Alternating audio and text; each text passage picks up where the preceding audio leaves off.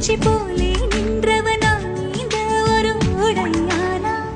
வான்முட்டு மலையை போன்றவனானாட ஒரு மேடையானா